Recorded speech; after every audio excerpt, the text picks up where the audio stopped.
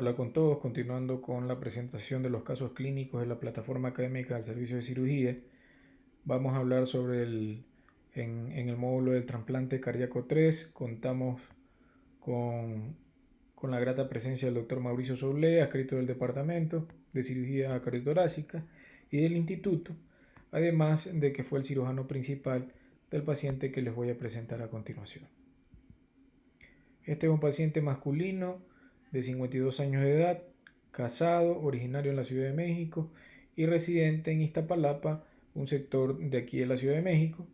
Cuenta con una escolaridad de un bachillerato y había estado durante un periodo de tiempo prolongado desempleado por su enfermedad actual. Como antecedentes patológicos familiares, cuenta con una amplia gama de familiares con cardiopatías. Dentro de los 3 familiares con cardiopatías, los 3 han fallecido. El primero tuvo una muerte súbita, tenía el antecedente de una colocación de un marcapaso. Tiene a la madre también que fue fallecida por una miocardiopatía dilatada y un hermano que contaba también con un diagnóstico de una miocardiopatía dilatada y falleció posterior a un trasplante cardíaco en el Hospital La Raza. A pesar de que este dato de aquí no se encuentra en el expediente electrónico, este detalle de aquí fue corroborado por el doctor Mauricio Sublé. Dentro de los antecedentes no patológicos, tiene un tabaquismo que duró aproximadamente 20 años con el consumo de 4 cigarrillos al día, suspendido durante los últimos 5 años, y un alcoholismo también durante 20 años, el cual ingería bebidas alcohólicas cada 8 días hasta llegar a la embriaguez, y fue suspendido hace 5 años. Sedentario, convive con su esposa, la cual al momento no cuenta con una ocupación actual. Como antecedentes patológicos personales importantes, tenemos que este paciente tiene una cardiomiopatía dilatada diagnosticada en el 2011, probablemente secundaria a una cardiomiopatía familiar, diabetes mellitus diagnosticada en el 2015, al igual que diagnosticado en el 2015 un bloqueo auriculoventricular de primer grado que alterna con un bloqueo AV de segundo grado tipo MOVIS 2. Cuenta desde ese año con un desfibrilador automático implantable más una terapia de resincronización y desde el 2017 una fibrilación auricular permanente, la cual ha sido manejada con medicamentos, y la presencia de hipertiroidismo por bocio multinodular desde el 2018, el cual requirió por parte del servicio de endocrinología realizar ablación tiroidea con yodo radioactivo y manejo médico con tionamida. En el 2018 también se realizó una colecistectomía abierta por una colecistitis crónica litiásica. Referente a la historia cardiovascular, el paciente a la edad de 47 años, en el año 2011, presenta un evento de síncope, el cual fue valorado en el Hospital General de Iztapalapa, donde determinaron una arritmia, la cual no pudieron especificar. Después de 3 años, el paciente se acude a consulta del Hospital Ángeles con datos clínicos de falla cardíaca, determinaron una miocardiopatía dilatada. Es derivado del Instituto Nacional de Cardiología, donde es conocido, incluso el seguimiento lo realiza el servicio de la consulta externa, implanta tratamiento médico óptimo y durante la recuperación o durante el manejo médico el paciente presenta un bloqueo AV de primer grado que alterna con un bloqueo AV de segundo grado tipo MOVIS 2, y el paciente durante este periodo de tiempo de algunos meses se pierde. Y cuando regresa al Instituto Nacional de Cardiología, indica que en el Hospital Dalinde de forma particular le realizaron la colocación de un desfibrilador automático implantable con terapia de resincronización cardíaca. Regresa al Instituto de Cardiología, le realizan un holter, determinan la presencia de un 11% de extrasístoles ventriculares con episodios de taquicardia ventricular, y el paciente desde el 2015, a mediados de 2015 hasta el 2017, se pierde por 2 años, y es así que el 24 de enero del 2017 el paciente regresa al instituto e incluso la clínica de insuficiencia cardíaca es la primera vez que lo puede evaluar y encuentra un paciente mucho más deteriorado con disnea de medianos a mínimos esfuerzos, disnea paroxística nocturna, ortopnia, un paciente que tenía una fatiga importante, un paciente caquéctico con edema de miembros inferiores e incluso mencionaba el historial médico que tenía dificultad para poder realizar sus actividades cotidianas desde lavarse la dentadura hasta poder comer. En el 2018 tuvo un episodio de 4 descargas del DAI, al cual al detectar taquicardia ventricular que degeneró en fibrilación ventricular, y esto fue secundario a una hipocalemia. Durante todo el 2017 al 2018 el paciente estuvo entre un NIHA entre 3 y 4. En ese mismo año 2018 la clínica de insuficiencia, debido a la refractariedad del tratamiento médico óptimo que habían dado durante todo ese tiempo, lo proponen para el protocolo de trasplante cardíaco. Hacen todos los estudios de gabinete, exámenes de laboratorio, pruebas serológicas, cateterismo, ecocardiografía, resultados que se los voy a mencionar más adelante. Y en enero del 2019 lo sesionan, es aceptado para trasplante cardíaco y proceden a avisar a las autoridades del Senatra para que se pueda poner en la lista de espera. Una vez realizado esto, avisado a las autoridades del Senatra, ellos también envían la información de que hay posibles donadores e incluso existieron antes del trasplante definitivo 2 intentos fallidos de obtención de un órgano no donado. El primero fue por un accidente aéreo que sufrió el equipo quirúrgico que se dirigía a realizar la procuración del órgano, por ende no lo pudieron obtener. Y el segundo intento fallido estuvo relacionado con que el órgano donado tenía datos de falla ventricular evidenciados mediante la ecocardiografía. Y es así que una vez de haber pasado 7 meses de haber sido aceptado en sesión médico-quirúrgica para trasplante cardíaco, el Senatra avisa de un nuevo candidato para poder procurar el órgano y se decide ingresar a nuestro paciente de manera electiva para poder realizar el trasplante cardíaco.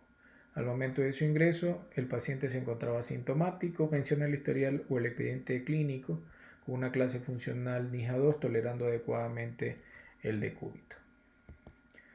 Sus signos vitales: está con una talla de 1.72 metros, con un peso de 58 kilos, un índice de masa corporal de 19.61, con una frecuencia cardíaca de 60 latidos por minuto, con una frecuencia respiratoria de 18 respiraciones por minuto, una TA de 110-60 milímetros de mercurio, manteniendo saturación del 93%. El paciente se encontraba orientado con datos de irritación yugular que pasaba lo que es el borde anterior del esternocleidomastoideo, pulsos carotidos simétricos y disminuidos de intensidad.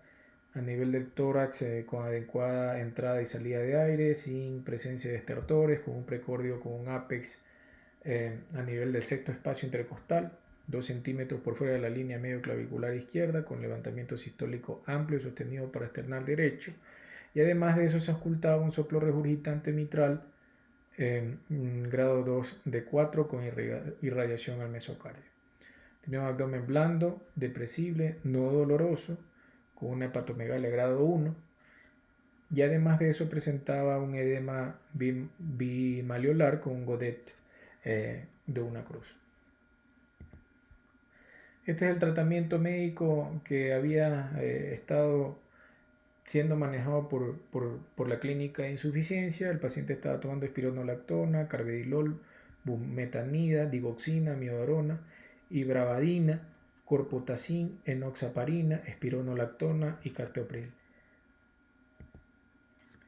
Dentro de sus exámenes de laboratorio se encontraban dentro de parámetros tanto la hemoglobina con 12.7, un hematocrito de 38.1, con leucocitos de 6.9, con plaquetas de 124.000, con una CREA un poco elevada de 1.3 y un boom de 43.4, una glucosa de 95. Dentro de los tiempos de coagulación estaba un poco elevado lo que es el INR, estaba en 2.01, lo cual ameritó transfundir un plasma fresco congelado con un TP de 11 y un TTP de 36 y una PCR de 0.31, una troponina de 0.035 y un ProBNP de 6220. Era el grupo A positivo, tenía anticuerpos para tripanosoma cruzi negativos con pruebas serológicas tanto para VIH, hepatitis B, VDRL negativas. Y en la radiografía estándar de tórax se reportaba un índice cardiotorácico de 0.56, lo cual determinaba una cardiomegalia grado 2. Además de eso no se evidenciaba lesiones ni en partes blandas ni en tejido óseo.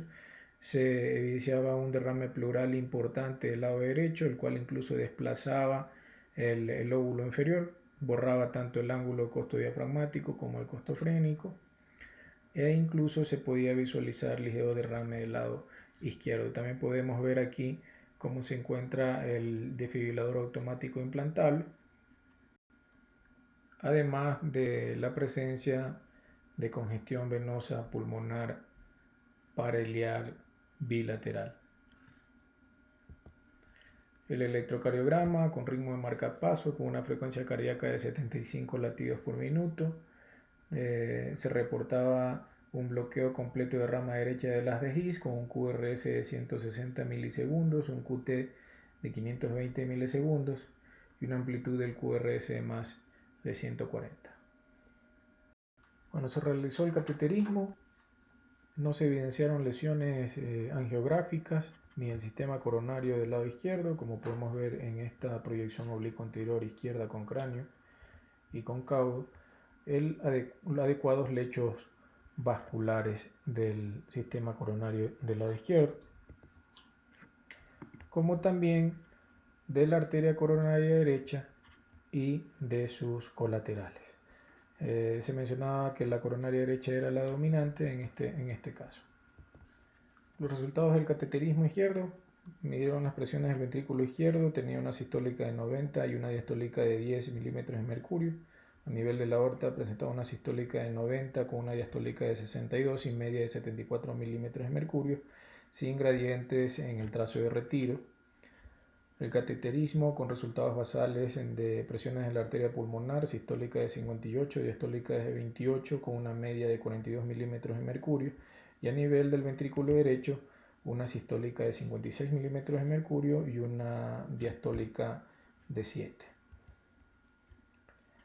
El gasto cardíaco es 3.79 con un índice cardíaco de 2.46, con resistencias vasculares de 466 dinas y 5.8 unidades GUT. Cuando se aplicó el reto de oxígeno al 100%, se obtuvo presiones de la arteria pulmonar sistólica de 61 con diastólica de 28 y una media de 43 milímetros de mercurio, con gasto cardíaco post-reto con oxígeno de 3.7 y un índice cardíaco de 2.46 con resistencias vasculares pulmonares de 400 dinas y 5 unidades GUT. Posterior a la colocación del iloprostol, que es un vasodilatador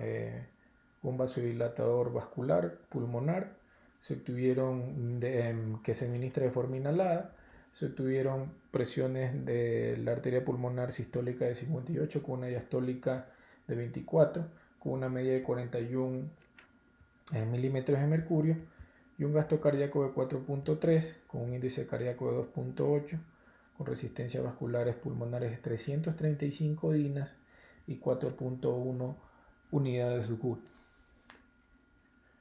determinando que el cateterismo del lado derecho y reto para hipertensión pulmonar encontraron hipertensión pulmonar sin respuesta al reto farmacológico. Se realiza un ecocardiograma transtorácico en donde podemos observar inicialmente ya la presencia de datos de dilatación, donde se observa un diámetro interno del ventrículo izquierdo de 53.6 milímetros. En este eje corto se puede observar a nivel de lo que es la base de la válvula mitral una alteración ya de la contractibilidad del ventrículo izquierdo, y a nivel del segmento medio del ventrículo izquierdo, como se puede ver aquí los músculos papilares, también una hipocinesia generalizada. En esta apical 4 cámaras, con un aumento a nivel del ventrículo izquierdo, se observa un ventrículo izquierdo dilatado con un volumen telediastólico indexado a 94 milímetros por metro cuadrado. Calculándolo por el método de Simpson, da una FEBI del 20.8%. Y en esta proyección apical 4 cámaras, donde ya se puede ver la aurícula izquierda, la válvula mitral, el ventrículo izquierdo, el cual se encuentra dilatado, la aurícula derecha, su válvula tricúspide, que incluso es atravesada por el electrodo del desfibrilador y el ventrículo derecho. Al hacer un acercamiento a nivel de la válvula tricúspide, se puede visualizar una insuficiencia tricúspide condicionada por el electrodo, y los diámetros del ventrículo derecho, el cual lo reportaban como un ventrículo derecho dilatado, con un diámetro basal de 46 milímetros, tercio medio de 33 milímetros y un longitudinal de 78 milímetros, sin datos de hipertrofia, con función sistólica longitudinal con un TAPSE de 9 milímetros y circunferencial con una fracción de acortamiento del 29%, presión sistólica de la arteria pulmonar en 29 milímetros de mercurio. La aurícula izquierda, como podemos ver aquí, se encontraba dilatada, se reportó un volumen indexado de 64 milímetros por metro cuadrado de superficie corporal, con septum íntegro, sin presencia de trombos o masas, y a nivel de la aurícula derecha, la cual también se encontraba dilatada, con un volumen indexado de 54 milímetros por metro cuadrado, con una presión estimada de la aurícula derecha de 15 milímetros de mercurio. La válvula mitral de apariencia normal, con adecuada apertura y cierre.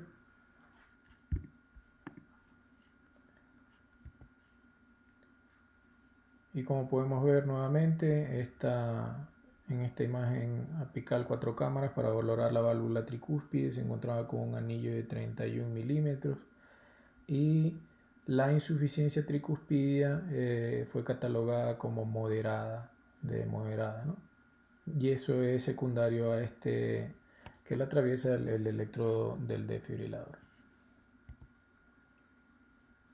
En este eje corto, a nivel de los grandes vasos, podemos ver una válvula aórtica trivalva, estructuralmente normal, con adecuada apertura, sin evidencia de estenosis o insuficiencia aórtica.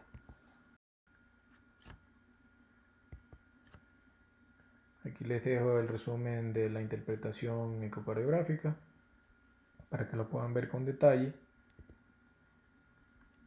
Y aquí se deja diferentes temas que vamos a analizar durante el transcurso de la semana en el aula en conjunto con el Dr. Soler.